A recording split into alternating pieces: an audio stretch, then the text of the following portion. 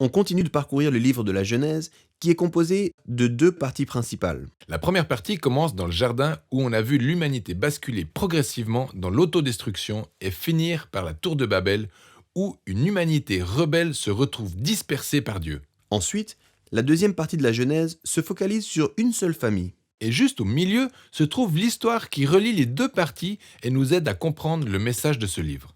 Alors, comment établir le pont entre la tour de Babel et l'histoire qui se trouve ici, au milieu du livre? Eh bien, après la dispersion de Babel, il y a cette généalogie qui énumère les membres d'une des tribus jusqu'à ce gars nommé Abraham. Vous le connaissez certainement sous le nom d'Abraham. Dieu commence à faire toutes ses promesses à Abraham, notamment qu'il va le bénir et lui donner une multitude d'enfants. Et il dit qu'à travers lui et sa famille, toutes les nations de la terre auront la bénédiction divine. Donc, selon ses desseins originels pour le monde, Dieu essaie de réhabiliter l'humanité dans la bonté qui la caractérisait lorsqu'elle était dans le jardin. C'est une espèce de plan de sauvetage pour l'humanité que Dieu met en place. C'est pourquoi toute la seconde moitié de la Genèse est axée sur cette famille. Ainsi, on a Abraham qui a un fils, Isaac qui a un fils à son tour, Jacob, puis Jacob a 12 fils. Et à chaque génération, Dieu renouvelle sa promesse de les bénir ainsi que toutes les nations par leur intermédiaire. À cause de cette promesse d'utiliser cette famille pour sauver le monde, on peut facilement penser que ces histoires constituent un modèle à suivre pour être une bonne personne. Mais le fait est que cette famille est totalement dysfonctionnelle. Revenons par exemple à Abraham. Toute cette histoire tourne autour de la promesse que Dieu lui a faite de leur donner à lui et à sa femme, Sarah, une famille. Mais à 2 reprises, il livre Sarah à d'autres hommes en allant jusqu'à nier qu'elle est sa femme.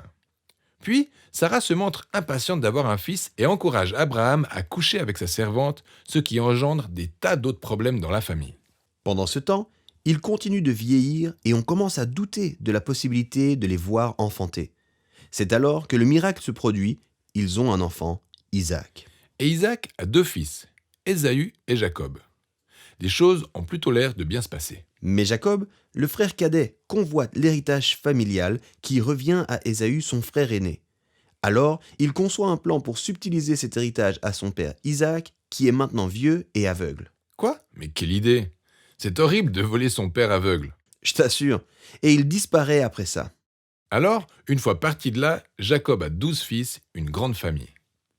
Cependant, Jacob aime son 11e fils, Joseph, plus que tous les autres, et lui offre donc une tunique de rêve multicolore, ce qui suscite la haine de ses frères, Au point où il médite de le tuer. mais ne passe pas à l'acte. Au lieu de cela, ils le vendent comme esclave en Égypte. Alors qu'il est en Égypte, de très curieux concours de circonstances font de Joseph le prisonnier le numéro 2 de tout le royaume. Plus tard, tout le Moyen-Orient est confronté à une famine et les frères de Joseph descendent en Égypte à la recherche de nourriture. À leur arrivée, qui retrouvent-ils comme dirigeant de tout le pays? Joseph, ce gars qu'ils ont vendu en esclavage. Mais, contrairement à eux, il les sauve de la famine. Et donc, nous y voilà. Ce sont les arrière-petits-enfants d'Abraham qui ont commis cet acte odieux envers leurs frères, mais Dieu a transformé ce mal en bien. Et c'est exactement ce que Joseph déclare dans le dernier paragraphe du livre. Il dit « Vous avez médité de faire du mal, Dieu l'a changé en bien, pour sauver la vie à un peuple nombreux. » Ces mots concluent le livre parce qu'à ce stade de l'histoire, ils en résument tout le message.